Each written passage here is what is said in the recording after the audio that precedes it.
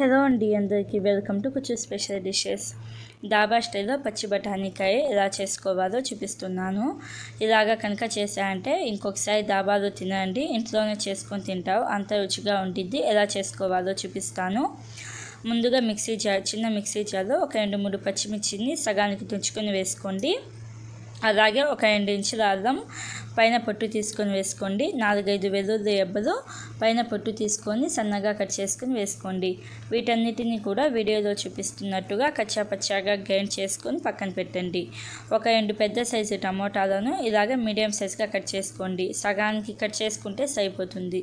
ఇప్పుడు mixie jar తీసుకొని mixie జార్లోకి మనం కట్ చేసి పెట్టుకున్న ఈ టమోటా ముక్కలు వేసుకొని మెత్తగా గ్రైండ్ చేసుకోండి. అప్పుడే కూర అనేది రుచిగా ఉంటుంది. ఇలాగ మెత్తగా గ్రైండ్ చేసుకొని పక్కన పెట్టండి. ఇప్పుడు స్టవ్ ఆన్ చేసుకొని కడాయి పెట్టుకుని 1 టేబుల్ స్పూన్ దాకా నూనెను వేసుకొని ఒక 2 మీడియం సైజు ఉల్లిపాయలను మీడియం సైజుగా కట్ చేసుకొని వేసుకోండి. అలాగే 10-12 జీడిపప్పు వేసుకోండి. ఇక్కడ ఉల్లిపాయలు ఎక్కువ ఫ్రై అవ్వాల్సిన అవసరం లేదు, కొంచెం పింక్ కలర్కి వస్తే సరిపోతుంది. ఉల్లిపాయలు కొంచెం పింక్ కలర్కి వచ్చిన తర్వాత ఈ ఉల్లిపాయలు అలాగే జీడిపప్పును ఒక మిక్సీ జార్లోకి వేసుకోండి. ఇలాగా ఒక మిక్సీ జార్లోకి వేసుకొని అదే మిక్సీ జార్లోకి ఒక 2-3 టేబుల్ స్పూన్ల దాకా నీళ్ళను వేసుకొని ఇది బాగా చల్లారిన తర్వాత మెత్తగా గ్రైండ్ చేసుకొని పక్కన పెట్టండి. అదే కడాయిలోకి ఒక 2-3 టేబుల్ స్పూన్ల దాకా ఆయిల్ వేసుకొని ఒక దాల్చిన చెక్క, 2 ఇలాచీలు, 4-5 దాకా లవంగాలు వేసుకొని 2 బిర్యానీ ఆకులు వేసుకోండి. అలాగే ఒక 1/2 టీ స్పూన్ దాకా జీలకర్రను కూడా వేసుకొని ఒక పెద్ద సైజు ఉల్లిపాయను ఇలాగ బాగా సన్నగా కట్ చేసుకొని వేసుకోండి. ఈ ఉల్లిపాయలు కొంచెం బాగా గోల్డెన్ కలర్ వచ్చేదాకా ఫ్రై చేసుకోండి. అప్పుడే మనకి కూర అనేది రుచిగా ఉంటుంది. ఉల్లిపాయలు ఇలాగ గోల్డెన్ కలర్కి వచ్చిన తర్వాత మనం గ్రైండ్ చేసి పెట్టుకున్న ఈ పచ్చిమిర్చి ముద్దను వేసుకోండి. ఇక్కడ మనం పచ్చిమిర్చి, అల్లం, వెల్లుల్లి అన్ని పచ్చివే వేసాం కాబట్టి ఒక 2-3 నిమిషాల పాటు లో ఫ్లేమ్లో మంచిగా ఫ్రై చేసుకోండి.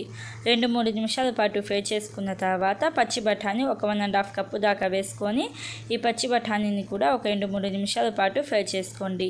2-3 నిమిషాల పాటు ఫ్రై చేసుకున్న తర్వాత పసుపు ఒక 1/2 టీ స్పూన్ వేసుకోండి. అలాగే ఉప్పు ఒక 1/2 టీ స్పూన్ దాకా వేసుకొని మీ కారానికి తగినట్టు రెడ్ చిల్లీ వేసుకోండి.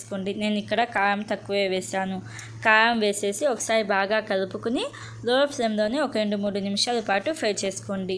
ఫ్రై చేసుకున్న తర్వాత టమోటా ప్యూరీ వేసుకోండి. మనం గ్రైండ్ చేసి పెట్టుకున్న ఈ టమోటా ప్యూరీ వేసుకొని ఒకసారి బాగా కలపండి. ఇలాగా ఒకసారి బాగా కలుపుకున్న తర్వాత పైన మూత పెట్టేసి కొంచెం లైట్గా ఆయిల్ సపరేట్ అయ్యేదాకా ఉడికించుకోండి. మధ్య మధ్యలో కలుపుకుంటూ ఉండండి. ఇలాగా ఆయిల్ సపరేట్ అవ్వడం స్టార్ట్ అయిన తర్వాత ఒకసారి బాగా కలపండి. ఇలాగా ఒకసారి బాగా కలుపుకున్న తర్వాత ఒక 1/2 కప్పు దాకా నీళ్ళను వేసుకొని ఇంకొకసారి బాగా కలుపుకుని పైన మూత పెట్టేసి ఆయిల్ సపరేట్ అయ్యేదాకా ఉడికించుకోండి. మధ్య మధ్యలో కలుపుకుంటూ ఉండండి.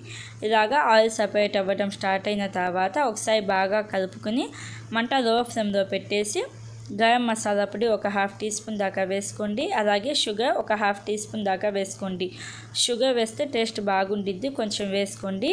షుగర్ వేసుకొని ఒకసారి బాగా కలుపుకొని మనం గ్రైండ్ చేసి పెట్టుకున్న ఈ ఆనియన్ పేస్ట్ వేసుకోండి. ఉల్లి ముద్దను కూడా వేసుకొని ఒకసారి బాగా కలుపుకొని లో ఫ్లేమ్లోనే ఒక 2-3 నిమిషాల పాటు ఉడికించుకోండి.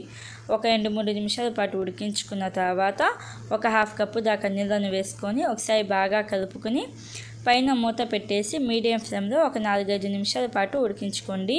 మధ్య మధ్యలో మూత తీసేసి బాగా కలుపుకొని మళ్ళీ పైన మూత పెట్టేసి ఉడికించుకోండి. ఇలాగా ఒక 5-7 నిమిషాల పాటు ఉడికించుకున్న తర్వాత మూత తీసేసి బాగా కలుపుకొని సన్నగా కట్ చేసిన కొత్తిమీర వేసుకోండి. అలాగే కసూరి మెతి ఒక టేబుల్ స్పూన్ దాకా వేసుకొని ఒకసారి బాగా కలుపుకొని లాస్ట్లో ఉప్పు కారం సరిపోయిందో లేదో చూసుకోండి. పడితే ఇంకొంచెం వేసుకోండి. నాకైతే కారం సరిపోయింది, ఇంకొంచెం ఉప్పు వేసాను. ఉప్పు వేసేసి ఒకసారి బాగా కలుపుకొని మంట ఆఫ్ చేసుకోవాలి. అంతే అండి, మనకి డాబా స్టైల్లో పచ్చి బఠానీకాయ అయితే రెడీ అయిపోయింది. చాలా రుచిగా ఉండిద్ది. అన్నంలోకి, చపాతీలోకి కూడా బాగుండిద్ది. తప్పకుండా